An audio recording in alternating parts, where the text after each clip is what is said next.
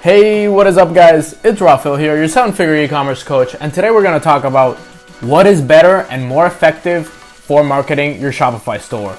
Google ads or Facebook ads? Which one of the two reigns supreme? That's what we're going to discuss today. Let's go on my computer and find out. But before, I do want to let you know that there's a free training. The first link in the description, there's a free training how to combine Facebook ads, Google ads, and Instagram to make $10 for every dollar that you spend. Check that out, completely for free. Subscribe to this channel for more videos, and let's get in my computer. All right, so Google versus Facebook ads, which one is better? There are pros and cons to both, right? Google ads is more lower cost per sale, higher conversion rate, and higher active buyer intent. What I mean by active buyer intent is someone that searches something on Google is clearly wanting to buy this in the near future, right? If I search for winter coats for men, it's because I want to buy a winter coat for men. So you're targeting active buyer intent. Lower cost per sale, as you can see here. There's a little sneak peek to the presentation, to the training down below. One of my students, he spent $38 on Google advertising and made $345, giving him a very, very high conversion rate. His conversion rate is like 8 to 10% from Google, and then a lower cost per sale, right? It costs him, to make 8 orders, it costs him $40, so $5 per order, and then he basically 10x'd his money because this traffic is all, I think he had around, I'm not really sure how many people he had on his store, but it's all very, very active buyer intent, right? That's why I mentioned it here. People go to Google to find products so that they can buy them ASAP, and then higher conversion rate, lower cost per sale. Facebook ads has this higher scalability though, right? Google ads a little bit hard to scale. Facebook, you can scale from $100 a day to $5,000 a day in the span of a week. Google is going to take a much longer time, right? Tomorrow's video is going to be all about Google ads and Google ads secrets, so you'll be able to learn from that. But Google ads it's harder to scale. It's harder to go from like a $50 a day budget to a $500 a day budget because you're depending on the traffic for your keywords. You're depending on the traffic for your Google shopping campaign, which I talk in that video. So Facebook ads, higher scalability. It's riskier than Google. Sometimes the margin isn't as good. And if you do something like a manual bid really, really high, it can spend, $200 to $500 and you get no purchases. So essentially you're getting like really, really bad results sometimes, or if you don't do it right, if you take risk, you can really get burned. On Google, it really doesn't happen like that. Google doesn't have that many risks and those big risks like Facebook.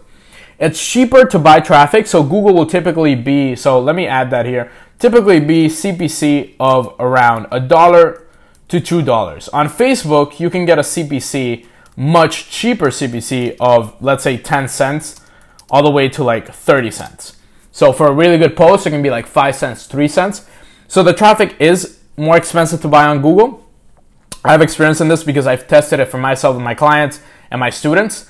And essentially, it's cheaper to buy traffic, but it's it's a latent buyer intent. It's not active buyer intent. For example, if you love to travel and then you see travel gear or a travel backpack or travel jacket, whatever it is on your Facebook feed, it might be awesome. You might love it, but you're not actively looking for that. So the probability of you buying isn't as high, right? That's why the conversion rate is higher. That explains the higher conversion rate, right? It's active. On Google, when they're searching for travel backpack, it's because they want to buy a travel backpack. On Facebook, if they see a travel backpack, they might think it's cool, but they're not going to buy it right away. So that's why the conversion rate is higher on Google. It's more, it's warmer traffic, not as cold. But the better strategy to follow, which I'm going to talk about now, is combine them both. And I talk about that a lot in my free training below. It's completely for free. I combine them both to basically make it the perfect cocktail of results. And as you can see here in the free training, you can get an insane return on your Facebook advertising spend. As you can see here, 87 cents per purchase, and it has a 51 return ad spend. That means that for every dollar that we spend, we made 51, right? So that's how you get that insane return on ad spend, is by combining them both. I'll show you how to combine them both in the training. But you're essentially retargeting that active buyer intent from Google, that warm traffic, that people that actually want to buy that winter coat. For example, I really, really want to buy that winter coat. Search it on Google, winter coats for men.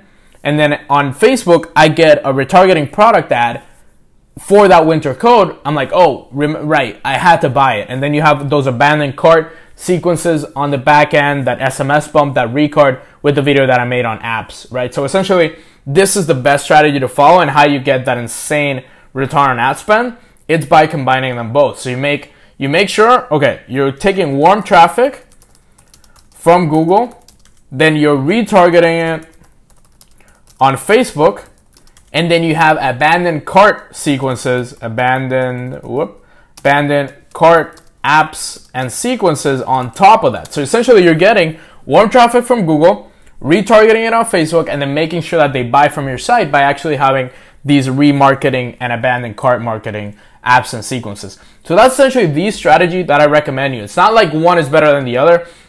You know, depending on this, if you just want to make as much profit as possible and you don't want to make huge numbers and you don't want to scale fast, Google is the best way to do it. If you want to scale fast and get results really, really fast and test products very fast, Facebook ads, right? It's testing products. Testing products takes longer on Google. Testing products on Facebook is really, really, really quick. So quick product testing. So it depends what you want to do. You know, it's not that a platform is better than the other one, right? I recommend both. I recommend using them in unison, but these are the pros and cons to each. And if you want to scale fast, Facebook is better. If you just want to keep a lot of profit, Google is better. Testing products, if you want to test a lot of products really fast, Facebook is good.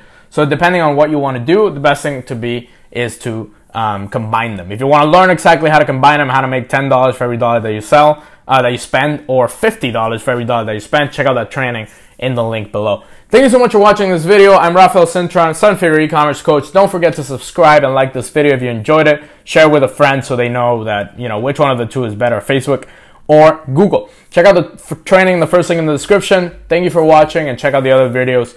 Tomorrow's video, if you're watching this later on, it's going to be uploaded already, but it's going to be a Google Ads secrets, Google Ads masterclass, basically. Thank you for watching. I will see you in the next